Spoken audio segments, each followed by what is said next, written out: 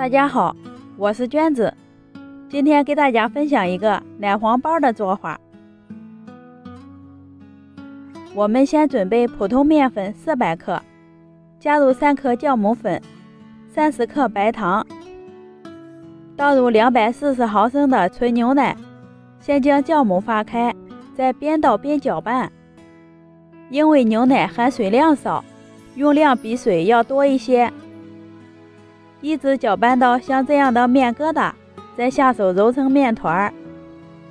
一次揉不光的话，醒上5分钟再揉，很轻松就揉到光滑啦。盖上盖子，放在温暖处，醒化至2倍大。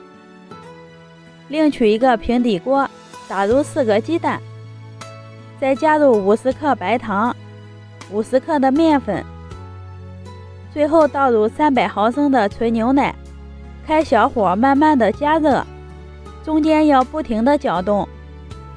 搅匀以后，加入20克的黄油，接着继续搅拌。大约5-6分钟以后，就变成了粘稠的状态。一直搅拌到像这样光滑细腻的面团，即可关火。稍微晃凉以后，就一块面团，团成一个圆形，比鸡蛋黄大一些就行。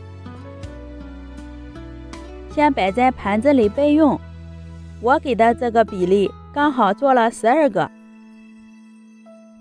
2个小时以后，面团也发好啦，取出来放在面板上，充分的揉搓排气。这一步也有助于生胚2次醒花。搓成长条之后，再切成12个小面剂，拿一个小面剂按扁，再擀成一个圆饼，边缘处薄一些。放上一个做好的鸡蛋奶球，用虎口慢慢的收拢，收严实就行了。再按压平整，稍微团得圆一些，一个生胚就做好啦。锅里准备半锅温水，放上蒸笼，2次醒花20分钟。时间到看一下，体积明显变大，就是醒好啦。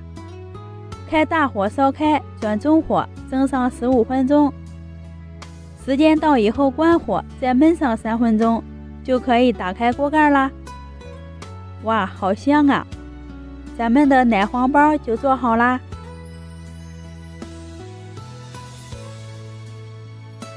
看一下，特别暄软，里面是香甜的奶黄馅儿，吃起来甜而不腻，还有淡淡的奶香味儿。刚出锅就被女儿吃了一个。喜欢的朋友可以试一下，有空做给孩子们吃哦。谢谢您的观看，我们下期见。